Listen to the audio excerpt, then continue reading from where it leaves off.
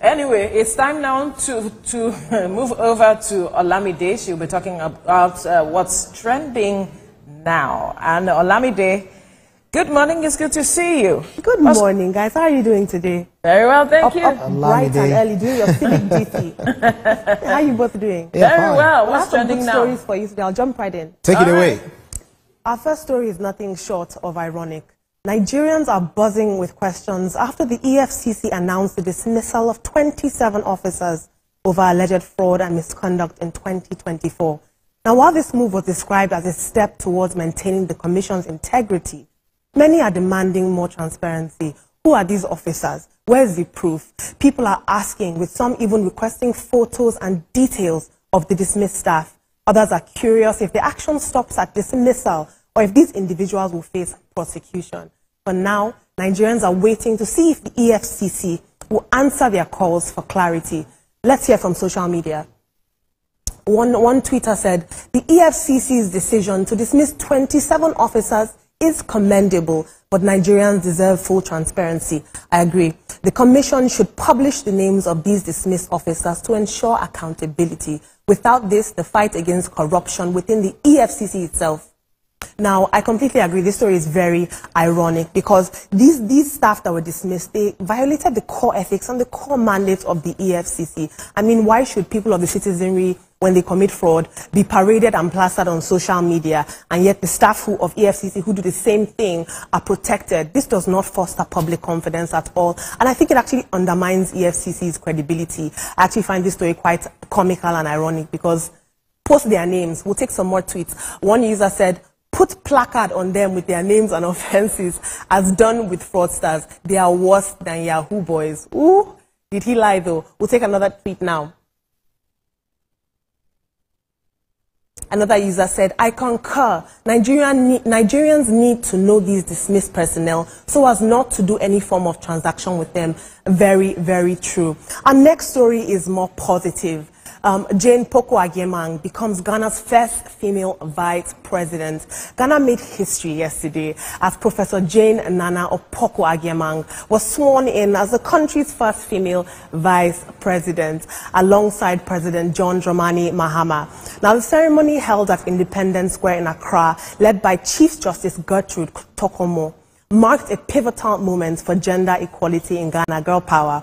Now, Poku-Agyemang's appointment comes as only 24% of parliamentary seats in Africa are held by women, and this highlights a persistent gender gap in leadership across the continent. Her achievement is being hailed as a step forward for women in politics and a call for greater representation. Now, she is a very, very learned woman. She was the Vice Chancellor of the University of Cape Coast, and I think that her being sworn in, her being elected, really shows the importance of socialization of young girls and women with good education. I mean, it grants them cultural access and social and cultural capital into spaces that they would have otherwise been denied. But she does face a challenge. Now, she faces the challenge of turning symbolic representation into actionable change. If she does a great job, they'll clap for her and say, wow, women. If she does a terrible job, people will say, this is why we don't vote women into power. She's joining the ranks of some very, very, very powerful women. We have Samia Hassan of Tanzania and Ellen Sirleaf Johnson of Liberia. And so she has some big shoes to fill.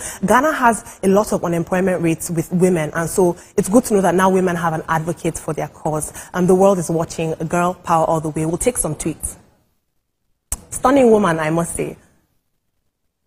Okay, for our last story, it's international news, and the UK is taking a bold step and a tougher stance on deep fake abuse, with plans to make creating and sharing sexually explicit deep fake images a criminal offense. Announced Tuesday, the move aims to fill the gaps in the law, according to Victims Minister Alex Davies-Jones. They plan to offer better protection for women and girls. Under the new rules, taking intimate images without consent or setting up equipment to do so will also become criminal offenses, carrying sentences for up to 2 years. Now, if you're not familiar with the term deepfake, essentially it's using AI technology to create fake images of people, and it can be very, very dire.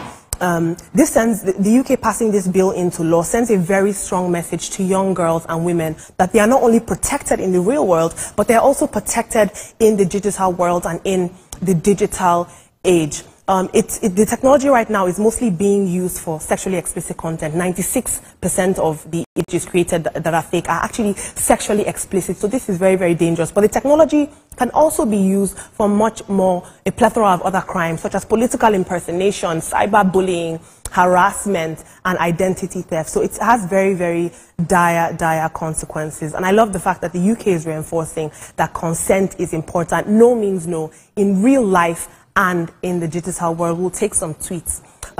This is from a victim, and she says, "I've been a victim of deepfake on this very platform, and the police weren't able to do anything. They couldn't trace the address, nothing. Victims are too scared to come forward. It's humiliating, and you fall into darkness trying to fight an unbeatable battle." I mean, what would you do if you woke up and saw yourself doing something or saying something online that never happened? Comment under our YouTube live stream. We want to hear from you. That's all for what's trending right now. Back to you. Olamide, that was quite interesting information you've actually brought, talking about. I'll start with deepfake because I've been a subject of attack. My colleagues have also been. Really? Yes. Yeah, using our videos to sell some propaganda. How did you cope with that? Products that we don't even know about. There was one that even involved Davido that very dark man had to post on his Instagram page that no, this is false. This is false. So we had to do a lot of disclaimers and all of that. So and damage control. I can imagine. It's kudos to the UK, for criminalizing this, because really criminalized. But is 2 years enough of a deterrent?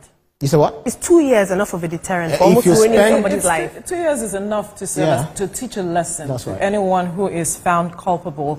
So I think that just use your Google to do a lot of checks around whatever you are seeing that is deepfake, and then just report. So we need to put perhaps a committee in place. I completely agree. I love that. Digital education. And congratulations to you guys. After Ellen Johnson Sirleaf, Samia Husulu Hassan, now we are having Jane in Ghana as vice president. High five. Call that name Professor. Professor Jane Okoku Agiema. Yes, period. Taking over the world. Of course. So I am looking forward to what steps she will take. As John Dramani Mahama has said that he wants to reset Ghana, reset the economy, reset everything. So I'll be looking at what she brings to the table. She's an educationist. Yes, she is. From leaving a position as vice president. The world stops when a woman does something big. Everybody stops to watch. The world criticize. The world is watching. So, but then we must acknowledge that when females touch something, there is a difference they bring to the table. I agree. And I'm looking forward to that difference she would make. Yes. In terms of, they have this sense of, because they are mothers, because they have this feminine touch. They know how to look at things holistically in a different dimension. Some that had actually goofed, in their roles, underperformed. We know all sorts of factors come to play.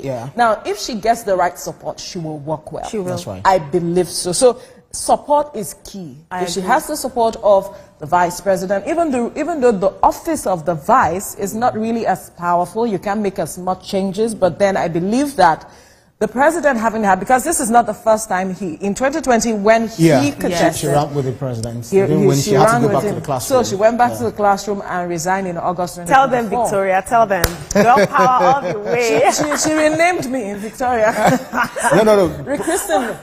It's okay. So congratulations to you guys anyway. So I believe that Ghana will be better off when it comes to education, because she will definitely bring her A game, to the education sector in Ghana. That's quite interesting. And perhaps look at having more women occupy key positions. Especially when we talk about 35% affirmative actions in our own country. Do you know that only 24% of women are in parliamentary seats in the whole of sub-Saharan Africa? 24%. That is so low. Who's fighting our causes? So this is people like that. How often have you also voted for women when it comes to the general election or probably regional elections? If I'm being honest, I've had to work on internal bias. Sometimes I'm also very rare. I've had to actively work on that because of socialization and how I view women. But I will do that more now that I'm seeing that's a very good one. Olamide actually spoke the truth. Right, got me there. Because because truly, frankly speaking, women drive elections. Yeah. They do. Exactly. Women drive elections, and the men ride on their backs to achieving their aim. Oh, we ride on women's back, not that behind every man. Because they put them in front. They are always ahead. You see a lot because of they do women. The campaigns. When you talk about grassroots, they know where to go. Okay, you guys don't overwhelm me with the gender parity. Anyway, let's not forget EFCC. I want to talk about this EFCC matter. The irony of the whole matter is just crazy from my perspective. I agree. I mentioned it yesterday in the newspaper review. Transparency is key. If we do not know the names of these officers, then you are not telling us the truth. This is me speaking. Nigerians need to know what. I know they will come out to say we have internal mechanism to address I don't think they understand the naming and shaming they're thing. doing. They don't understand the damage they're doing because this undermines their credibility. It basically tells us that they're not serious. That's right. It should be the same treatment across board for everybody. But if I want placards. If they need to get to the root of this, they need to find out the causative factors. Why this person's decided to go in this manner. Is it because the welfare package is not as good? Yes. Or is it that they were swayed? Yeah. So is it that if you want to go there, they remember, did not do, hang on. Yeah. Is it that they did not do due diligence in their recruitment? Very true. So they should look at these three issues. Well, human beings are human beings. If you go to the best, if you go to the best of the world, the best of the countries, they still have people who are corrupt. So we know that the Nigerian police system, we still have some police officers who are very, very true to their words. Whatever they want to do, they maintain integrity. We've seen some who had refused to collect bribe. We've seen some people who had also reported people who are trying to bribe their way through them and all of that. So these are good people. So it takes you to be good. It takes you to be patriotic Nigerians. It doesn't really matter if it doesn't take a lot to be a patriotic Nigerian, but they need to understand what is that thing that make them sway into the other side of the law as it is. But we must thank you, Olamide. Thank you guys for telling us what's happening now. Anyway, this is the much we can take on the show today. Let's let you know that the views and reactions of all our resource persons are theirs and have no connection with TVC News. Up next is Your View with the Ladies. Afterwards is This Morning with Nifemi Oguntoye. Stay safe. Bye for now.